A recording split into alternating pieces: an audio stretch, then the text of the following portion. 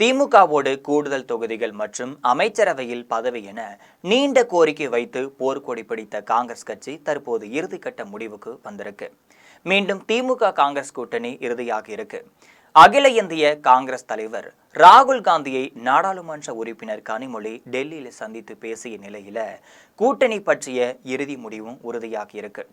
காங்கிரஸ் கட்சிக்கு சாதகமா பல வாய்ப்புகளை திமுக வழங்குவதாக அறிவித்து அதற்கு காங்கிரஸ் கட்சியும் சம்மதமும் தெரிவிச்சிருக்காங்க. இது பற்றி ஜெம் தொலைக்காட்சி வழங்கும் சிறப்பு செய்தியை தற்பொழுது பார்க்கலாம்.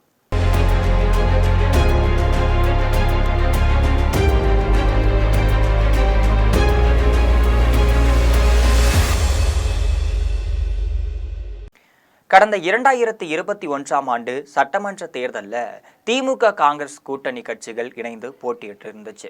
இதுல காங்கிரஸ் கட்சி பார்த்தீங்கன்னா 25 தொகுதிகளில் போட்டியிட்டு இருந்துச்சு. தற்போது தங்களுக்கு கூடுதல் தொகுதிகள் ஒதுக்கி தரணும், அமைச்சரவையில் பதவி வழங்கணும் அப்படின்னு பல்வேறு கோரிக்கைகளை காங்கிரஸ் கட்சியினர் வச்சுட்டு தான் இருக்காங்க. திமுக தரப்புல இதற்கு சம்மதம் தெரிவிக்காத நிலையில தமிழக வெற்றி கழகத்துடன் ரகசிய பேச்சுவார்த்தைகளும் நடைபெற்று வந்திருக்கு. தமிழக வெற்றி கழகத்தை பொறுத்தவரையில 60 தொகுதிகள் தருவதாகவும் துணை முதல்வர் பதவி தருவதாகவும் பேசப்பட்டிருக்கு. இந்த நிலையில தான் கூட்டணியில இருந்து காங்கிரஸ் கட்சியை இழக்க விரும்பாத மு.க.ஸ்டாலின் தற்போது அதிரடி முடிவுகளையும் எடுத்துட்டு தான் இருக்காரு.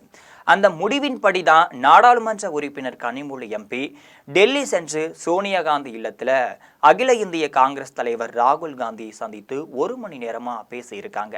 இந்த பேச்சுவார்த்தைக்கு பிறகுதான் திமுக காங்கிரஸ் கூட்டணி இடையே இறுதி முடிவு எடுக்கப்பட்டிருக்கு. இப்ப ராகுல் காந்தி கனிமொழி ஆகியோரது சந்திப்பு தமிழக அரசியல்ல மிக முக்கியத்துவம் வாய்ந்ததாகவும் பார்க்கப்பட்டு இருக்கு.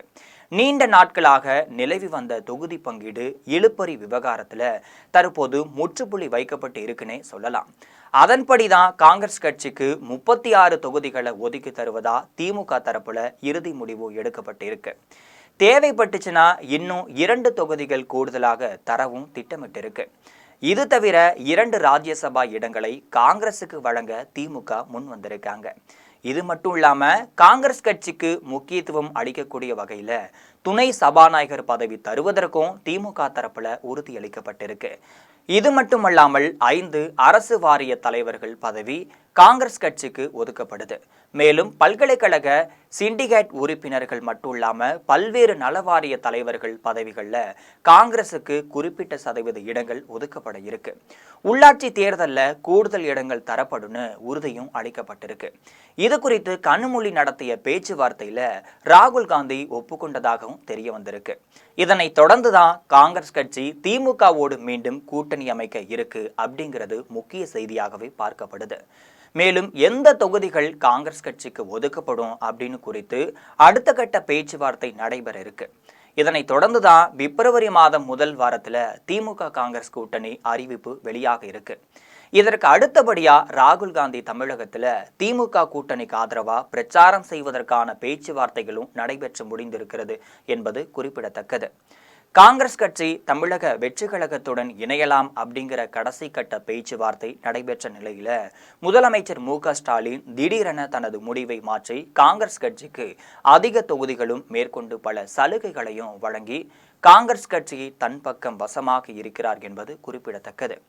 இது போன்ற அரசியல் பின்னணி செய்திகளை அன்றாடம் தெரிந்து கொள்ள ஜெம் தொலைக்காட்சியுடன் எப்பொழுதும் இணைப்பில் இருங்கள்.